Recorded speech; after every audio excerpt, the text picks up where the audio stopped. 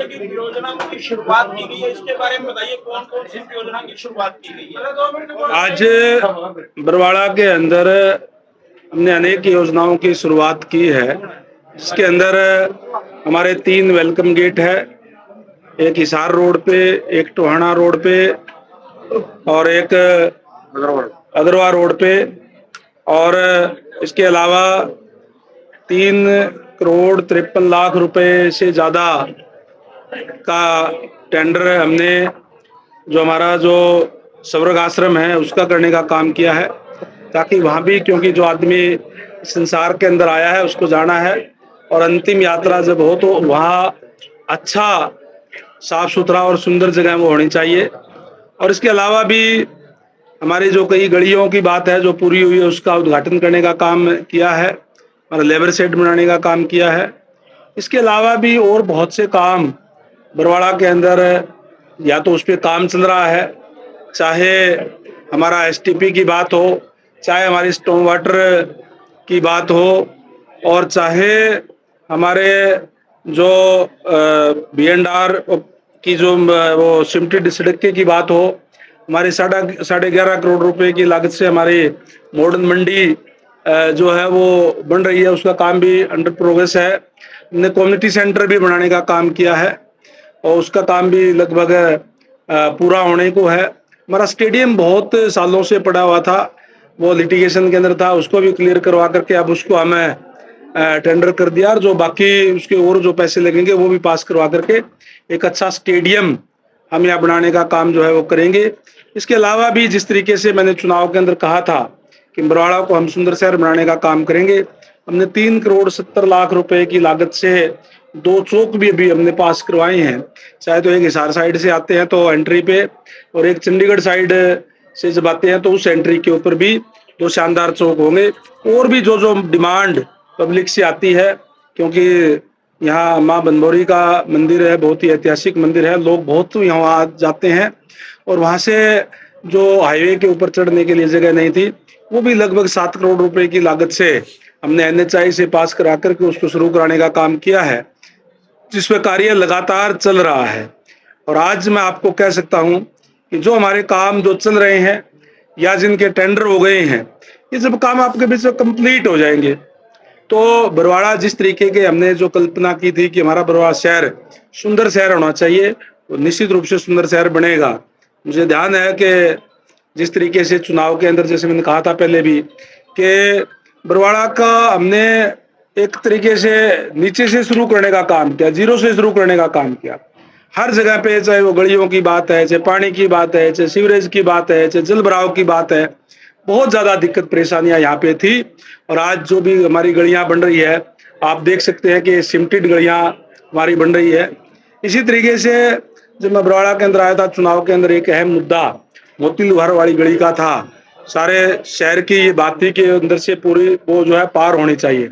आज जहां नगर परिषद की तरफ से 77 लाख रुपए के इसके टेंडर से उसकी आज शुरुआत करने का काम किया है बनाने का, वही जो मार्केटिंग की जो सड़क है उसको भी हमारा लगभग 77-78 लाख रुपए का एस्टिमेट बना है, वो भी हमने पास भी करवा दी गई और अब उस पे मार्केटिंग बोर्ड की तरफ से वो पास हो जाएगी। यानी लगभग 1.5 करोड़ रुपए की लागत से ये गली बन करके जो पूरे बरवाड़ा को क्रॉस करने का काम करेगी। उस साइड जो है कहीं घूम करके जो नहीं जाना पड़ेगा, और जो मुख्य मांग एक थी बरवाड़ा निवासियों की उसको पूरा करने का काम किया है।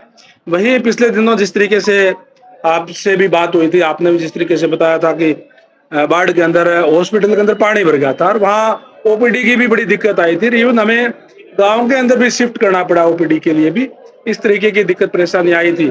हमने 66 करोड़ रुपए की लागत से जो बरवाड़ा का हॉस्पिटल है वो हमने मंजूर करवा दिया है। जल्दी ही उसका DNIT बनकर टेंडर हो जाएगा और उसकी शुरुआत करने का काम करेंगे। तो लगभग 1 साल का टाइम उसके अंदर पूरा होने में लगता है। मैं कह सकता हूं कि अगले जो ये 1 साल है तो उसके अंदर जो जितने भी हमारे काम पाइपलाइन के अंदर जो चल रहे हैं वो पूरे हो जाएंगे और उसके बाद में बहुत आपको अच्छा एक अलग से रूप जो है दिखाई देगा। 5 साल के कार्यकाल में जो आपका सपना है बरवाड़ा शहर को सुंदर शहर बनाने का, वो पूरा कर देंगे आप? बिल्कुल निश्चित तौर पर जो कमिटमेंट लोगों से करी है भारतीय जनता पार्टी और जो कमिटमेंट लोगों से जो हम करते हैं उसको पूरा करने का काम हम करते हैं, समय से पहले करने का काम करते हैं और अगले चुनाव में तब जाते हैं जब वो कमिटमेंट पूरी हो जाए। और इसके अलावा भी मैं आपको बता दूं कि जिस तरीके से हमारे देश के यशस्वी प्रधानमंत्री आदरणीय नरेंद्र भाई मोदी जी का जो एक विजन है, जो उनका सपना है कि 2047 जब आएगा तो हमारा देश विकसित राष्ट्र होना चाहिए और उस विकसित राष्ट्र के अंदर विकसित हरियाणा अलग से नजर आए, उसके लिए आदरणीय नायब सैनी जी के नेतृत्व में निरंतर तेज गति से कार्य जो है हमारे हो रहे हैं। अभी माननीय सीएम साहब ने भी सारे विधायकों को, मंत्रियों को, चुनाव लड़े हमारे पदाधिकारी है उनको भी बुलाने का काम किया था। उन्होंने कहा था कि अपने अपनी जो विधानसभा है वो विकसित विधानसभा हो, ये भी आप लोग सुनिश्चित करने का काम करें, लोगों के सुझाव मांगने का काम करें।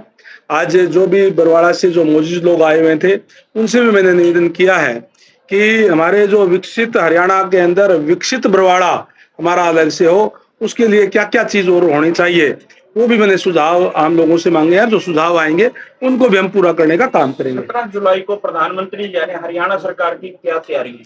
पूरी तैयारी हमारी है और 17 तारीख को केवल एक जगह नहीं बल्कि कई जगह पे, हर जिले के अंदर भी प्रोग्राम होंगे हेडक्वार्टर पे। और जहां हमारे देश के यशस्वी प्रधानमंत्री आदरणीय नरेंद्र भाई मोदी जी का मैं धन्यवाद करता हूं कि उन्होंने पहली जो हाइड्रोजन जो ट्रेन है यानी पानी से चलने वाली ट्रेन, वो जो है उसकी शुरुआत जींद से करने का काम किया। जींद से सोनीपत हो जाएगी और बहुत बड़ा तोहफा ये देशवासियों को देने का काम हमारे देश के यशस्वी प्रधानमंत्री ने किया है। जिस तरीके के जो पीछे वैश्विक हालात हुए जो डीजल पेट्रोल को लेकर के, क्योंकि मैक्सिमम हमें आयात करना पड़ता है, दूसरों देशों के ऊपर निर्भर रहना पड़ता है और हम आत्मनिर्भर बने, इस दिशा के अंदर एक बहुत बड़ा कदम ये 17 जुलाई को होगा। और माननीय प्रधानमंत्री जी आ रहे हैं, वो रैली हमारी इको फ्रेंडली रैली होगी जिसके अंदर पोल्यूशन जो है बिल्कुल कम हो। उसके लिए कोई भी डीजल की गाड़ी, कोई भी पेट्रोल की गाड़ी लेकर के हमारे कार्यकर्ता उस दिन नहीं जाएंगे, बल्कि जो इलेक्ट्रिक व्हीकल है उसको लेकर के जाएंगे, जो सीएनजी गैस की जो गाड़ी या बस जो है उसको लेकर के जाएंगे। और बहुत से लोग बरवाड़ा हल्के से भी उस दिन वहां जाकर के माननीय प्रधानमंत्री जी का स्वागत करने का काम करेंगे। मंत्री जी, किसान और खाप सरदारी को क्या संदेश देना चाहेंगे जो भी पानी की मांग को लेकर प्रधानमंत्री जी के पास जा रहे हैं?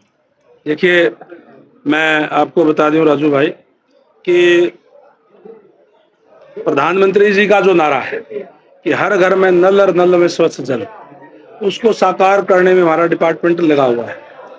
जो बात आप कह रहे हैं प्रधानमंत्री तक जाने की, हमने पहले ही गांव में जाकर के अलग से लाइन की उनकी व्यवस्था भी कर दी, उनको कह भी दिया कि हमसे अलग से यहाँ से लाइन दे देते हैं। और उनका जो जो मेन जो दिक्कत थी वो थी कि प्राकृतिक एक तरीके से मैं कहूँगा, क्योंकि वाटर लेवल हमारा एकदम से ऊपर आ गया, पीछे जब फ्लड आया था उसमें वाटर लेवल ऊपर आने से जो नीचे का पानी और हमारे जो पानी टैंक में डालते हैं वो आपस में मिक्स हो गया।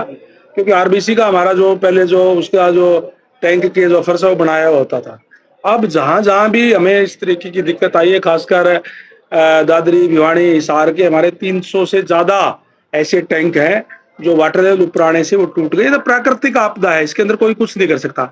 मैं धन्यवाद करूंगा माननीय मुख्यमंत्री महोदय का कि उन्होंने एक मुश्त हमें पैसा अलॉट करने का काम किया। हम सारे के टेंडर करके हम उसको नया बनाने का काम कर रहे हैं। जो चैनत की बात आप कर रहे हैं, वहां पे हमने पहले ही उसका टेंडर कर दिया है 7.5 करोड़ रुपए की लागत से। और अलग से जब हम वो व्यवस्था दे रहे हैं उसके बाद पानी की दिक्कत का कोई मतलब ही नहीं रह जाता। ये तो बहुत से लोग हमारे जो गांव के बड़े बड़े लोग हैं उनको बाहर से आकर के अपनी राजनीति चमकाने का काम करते हैं, गांव के लोगों को बहकाने का काम जो है करते हैं। मैं आपके चैनल के माध्यम से भी सभी ग्रामवासियों से निवेदन करूंगा कि आपको चिंता करने की जरूरत नहीं है। पानी की चिंता हरियाणा सरकार को है, पब्लिक हेल्थ डिपार्टमेंट को है, हम आपको पूरा करके देंगे। मंत्री जी, बरवाड़ा के सरकारी अस्पताल का काम प्राथमिकता के आधार पे करवा रहे हैं, ये बहुत अच्छी बात है, मगर 4 बजे के बाद जो सरकारी डॉक्टर वहां पे नहीं बैठते, ये बहुत बड़ी समस्या है। 4 दिन पहले एक बहुत ही गंभीर व्यक्ति वहां पे गया, वहां पे पहुंचा था जिसको चाकू लगे थे, मगर उसको वहां से रेफर कर दिया। क्या 4 बजे के बाद वहां पे डॉक्टर बैठ सकते हैं? नहीं, बिल्कुल, डॉक्टर तो 24 घंटे ही होने चाहिए, 4 बजे नहीं। और ये स्वास्थ्य सेवाएं ऐसी सेवाएं हैं, कभी भी किसी को कुछ भी हो सकता है। लेकिन ये बात भी ठीक है कि जो बरवाड़ा जो हॉस्पिटल है पानी से भर गया था और उसकी हालत कोई ज़्यादा अच्छी नहीं है और हमें इवन शायद इसमें बिस्पड़ी में हमें जो ये चलाना पड़ा था हॉस्पिटल। तो इसलिए ये दिक्कत परेशानी आई है, ये दिक्कत परेशानियां ना आए और यहाँ सुंदर हॉस्पिटल बने, इसके लिए 66 करोड़ रुपए हमने मंजूर भी कराए हैं और आप देखेंगे कि आने वाले समय के अंदर बहुत अच्छे बनेंगे। और जो कोताही जिस तरीके से आपने संज्ञान में लाया है निश्चित रूप से हम उसका संज्ञान भी लेंगे, उस पर देखेंगे कि क्या रिटर्न है हमारे पास। वो नहीं, उसको हम देखेंगे, उसको निश्चित रूप से देखिए। आज नायब सैनी जी के नेतृत्व में हमारी सरकार चल रही है। जैसे हमने कहा कि हम क्वालिटी से कोई समझौता नहीं करेंगे, अच्छा काम समयबद्ध तरीके से, ये काम भी अगर डॉक्टर नहीं होता तो फिर क्वालिटी कहाँ रहेगी हॉस्पिटल की। निश्चित रूप से जो भी है वो मामला आपने कहा है और उसकी भी हम जांच कराएंगे।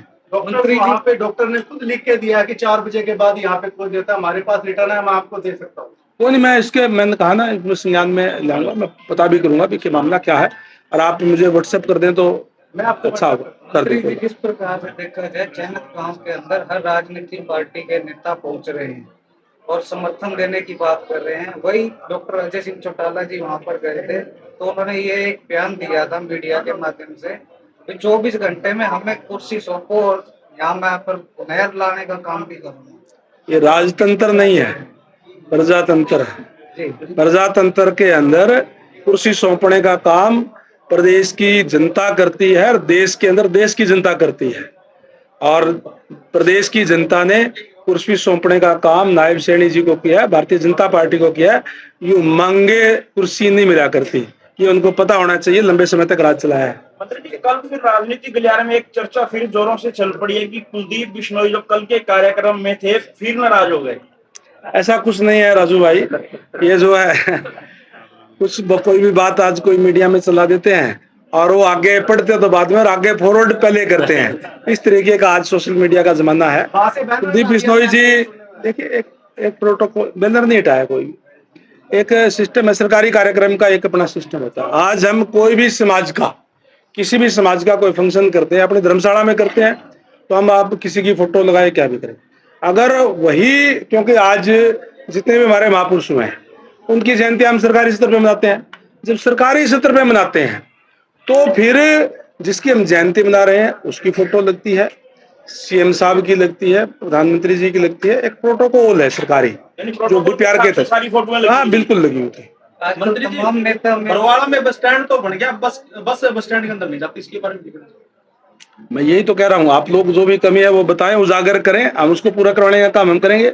अगर ये ऐसी कोई बात है तो वो भी, क्योंकि मेरे सामने तो ऐसी आई नहीं बात, आज आपने कहा है बिल्कुल आपको चेक करके बताऊंगा। लंबे रूट की बस है वो बाहर से चली जाती है और सुबह यहाँ को बाहर खड़ा होना पड़ता है गर्मी के अंदर। नहीं, अगर ऐसी बात होगी तो उनको कहेंगे कि आगे से अंदर से आए, ये उनको डायरेक्शन दे देंगे। अनअप्रूव्ड एरिया है, उसके बारे में क्या कुछ सरकार सोच रही है जो बरवाड़ा का अनअप्रूव्ड एरिया? देखिए, अनअप्रूव्ड एरिया बहुत सी कॉलोनियां इसमें थी जो कट गई थी, उसको पास कर दिया गया है, उसके ऊपर डेवलपमेंट का पैसा भी आ रहा है।